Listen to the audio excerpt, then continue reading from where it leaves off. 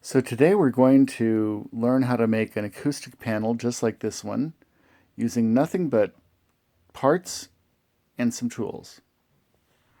So for the frame I used these used fence slats that I found at a place called Resource in Boulder. They sell used construction supplies. Another place I like to go is here in Longmont where I live. It's called Restore, and that's Habitat for Humanities. Kind of like a thrift store, but again, they sell used tools and supplies. And so these fence slats, it turns out, are exactly the right size for the frame that I want to build. They're 6 feet apiece, and you need 3 of them because you're going to need a piece that's 48 inches, another piece that's 48 inches for the sides, and then we make the tops out of this. So the measurements for the side pieces are going to be really easy. They just need to be exactly 48 inches, which is the same size as the panel that you have of insulation that you're going to have in there. But the tops and the bottoms need to be a little bit wider because they're going to accommodate for the wood that's in the frame. So you'll need to measure your wood. In my case, it's 5/8 inches. And you need to double that because you have a left side and a right side. So in my case, my tops and bottoms will need to be 25 and 2/8 inches. So the first thing you want to do when you're working with this kind of wood is to sand it down pretty well. You're doing that for 3 reasons. One, obviously to protect your hands from the splinters while you're working with it, because that can be a real bummer. Also, it's going to change the way the wood looks so that when you're picking out the pieces you want to use, you have a better idea of what it's going to finally look like. And then thirdly, and obviously, if there's nasty stuff on the wood, you don't want to be bringing that into your house and hanging that up in all of your nice musical gear. So once you've got the wood kind of sanded down, you want to pick out which pieces you want to use for what. And you're obviously looking for things like splits in the wood like this or anything that looks damaged. But then there's just the aesthetic feel. What do you want to go where? I'm stuck with this little knot hole here, so I decided that I'd rather have that on a side panel. So I want to kind of establish roughly where I want my pieces to be. I want a 48-inch side panel here because I think that's going to look the best. Another 48 inches here, and then about a 50-inch piece, 50.5 inches for my tops and bottoms. That's going to come out of here. So we're going to get to cutting, but of course, before you cut, if you care enough about sound to build one of these, and you care enough about your ears to wear a pair of these, and let's get to cutting.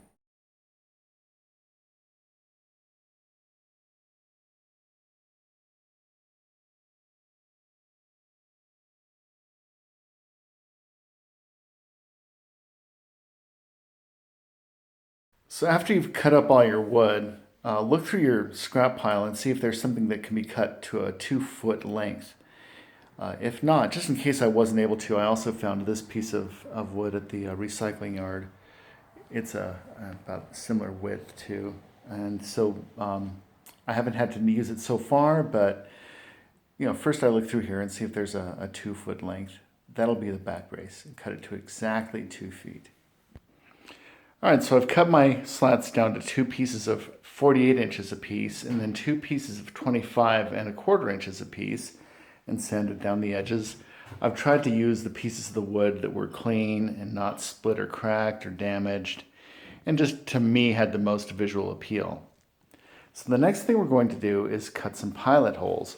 I'm going to start with the top pieces, and I'm going to go in roughly about 1 inch this way, about 1 inch this way, roughly, and then about 5/16 of an inch in. But the fact of the matter is, with this rough-hewn, warped up, and imperfect wood, you really just kind of have to put the pieces together and eyeball it best you can.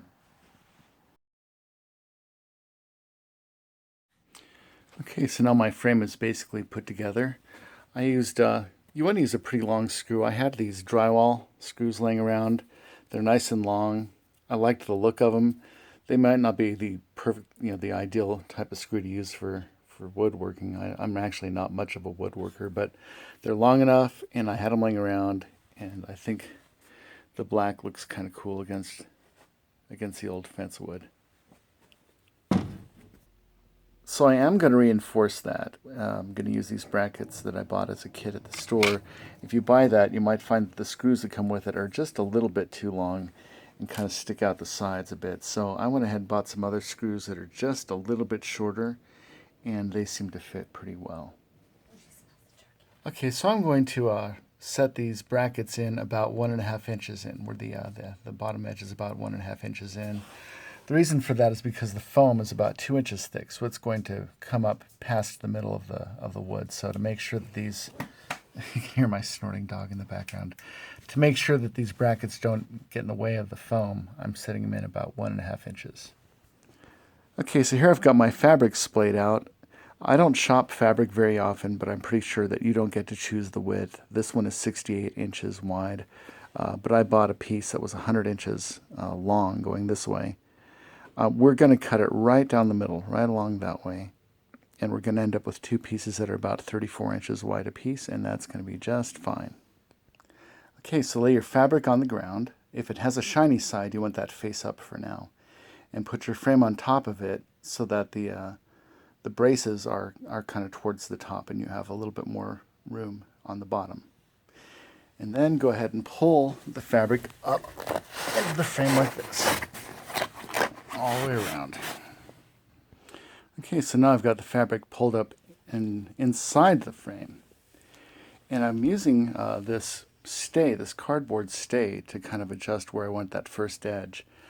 I got really lucky when I was at the recycling store. I found this shimming material made out of cardboard that's just perfect. But really any cardboard could work here. I mean, I'm thinking like shoebox cardboard would be perfect.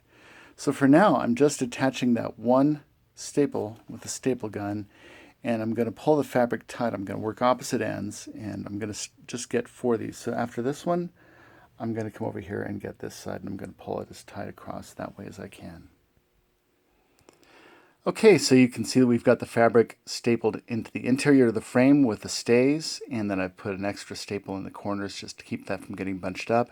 And now we're ready to put this nasty thing into there. And if it helps, you can use a putty knife. I haven't so far needed to use one. It's just something I saw in one of the other videos that I watched. And yeah, always use gloves when you handle this stuff. It's nasty. Okay, there it is, all tucked in there. It didn't take very long at all. The next step now is we're going to put the back cover on. So there it is. We've got the back piece stapled in. Once again, it's working opposite corners, but as you can see, it's not a very careful job. It's okay. This is the back.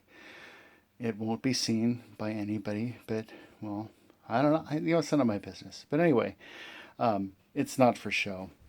Its purpose is just to kind of keep the fibers out of the air in your workspace, but also to keep you from like bashing it or touching it, because as we said before, it's nasty stuff. Okay, the next step is to put the back brace in.